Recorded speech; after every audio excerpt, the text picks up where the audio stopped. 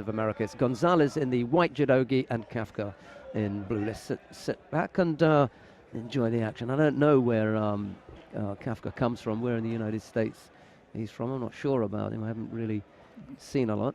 Yeah, I'm not. He's a new up and comer. I think he's a little bit low on the roster and stuff like that. But I mean, Asley is just a unbelievable judoka. I mean, look at transitions into his newaza and stuff like that. And just, you want to talk about strong, just physically, just strong and dominating. He is just right there at all points. What a first fight, an opening match for Kafka. He faces the Olympic silver medalist.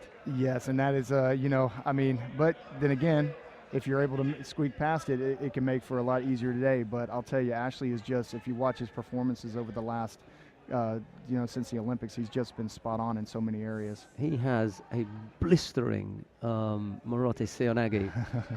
Very much so, and I've actually worked out with him at, when I was competing, and I can say I felt it, so. Nice movement as well, nice and upright. Yeah, very much. I love the way that there is a level of fighter who, when attacked, doesn't look as though they've been attacked.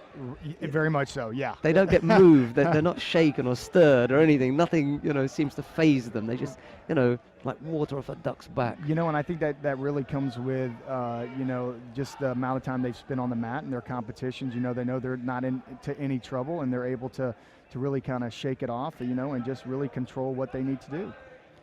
I mean, if you watch him, he looks very controlled, very reserved, and is putting his hands right where he needs to put them. And then he explodes. Yeah, and then when he explodes, it becomes a different story for sure. Kafka attempting the drop Seonagi that we were talking about in terms of Gonzalez, and Gonzalez is the one who picks up the passivity penalty. Spending just probably a little bit too long on settling on a grip and trying to work out where he's going to launch his attack from. Absolutely. I think in filling out process too, making sure he's not making any mistakes right off the bat and stuff like that. A little over 3 minutes left to go. We were talking about where a medal for the United States might come from. It's definitely got to set his hands, with the new attacks and stuff like that. I mean, it's good. I mean, it's putting it in perspective is going to be a tough one for us today, I think. Jim Pedro's in the chair for Kafka. Whether he can impart any kind of knowledge that will help. Well, beautiful, Richie. Yeah. Beautiful. And I think that was the thing. He was just setting it up, setting his time out, making sure he wasn't making any mistakes. And really, that first one, you have to get all the bugs out.